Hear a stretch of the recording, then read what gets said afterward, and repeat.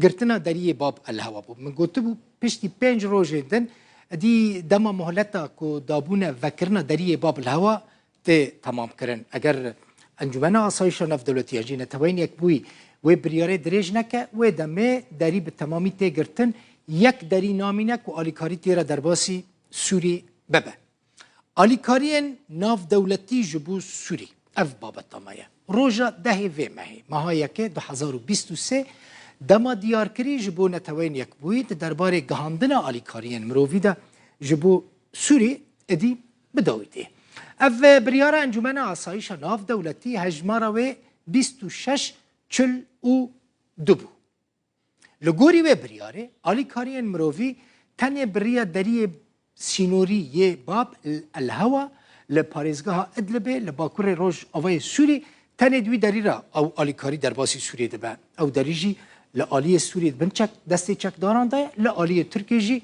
حکومت ترکیه کنترل که یعنی آلیکاریا که در باسی سوریه دبه ده چت ترکیه ده ترکیه را در باسی دورین دبن کنترل جبهت نصرادا دبه باب الهوا جورج ایدی آلیکاری چاوته بلاف کرن اف مجاره کدنه اگر بریار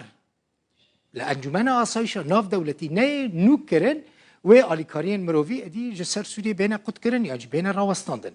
ناکوکین امریکا و روسیا دبن صدم کو بریار نه نو کرن لی باشمونا پیوندین ترکیه و روسیا بتابیوتی ویده میده پشتی شر دنابر روسیا و اوکراینیا ده دبه کو آسان کاریک راحتیک جبو ریکفتنه که نو چیه ببه یعنی احتماله که مزن هیا بریار وره نوکرن و کرنا دری وره درش کرن اگر آلیکاری به راوستاندن و احتماله که و چه ببه یک و 4 میلیون کس جگرتنا وی دری زیانه ببینن ضراری ببینن و 2,500,000 کس جوان کوچ بر بنج برکو هجماره که مزنج کوچ بران لپاریزگاه ادلبه دمینن نه تنی اف 2,200,000 کس و چه بیپار ببینن جه آلیکارین خوارنی بیپار ببینن یعنی اگر او دری وره گرتن جبر کد وی دری را خوارن در باسی سوریه دبه اگر دری هاتا گرتن نهات یعنی وکرناوی نهات نوکرن احتماله که مزنه 2,200,000 انسان جه خوارنی محروم ببینن 725 کامپ جه آلیکارین هری سرطایین دست پیکه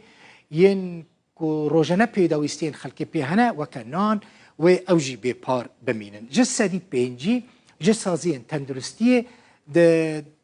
دیویج و راوستن یعنی و کار نکن جسدی حشتی جسازی تندرستی جی ده قناغ دویم داجی و دی بیکار و به ایش بمیننش برویه که همو یعنی امریکای هناك ولات دنيا اوروبا ندخزن بريار ورا نوكرن داري فكرنا داري ورا دريش كرن لي حطانها هم سوريا هم جي روسيا لدجي ويا كنك او داري ذاكري بمينه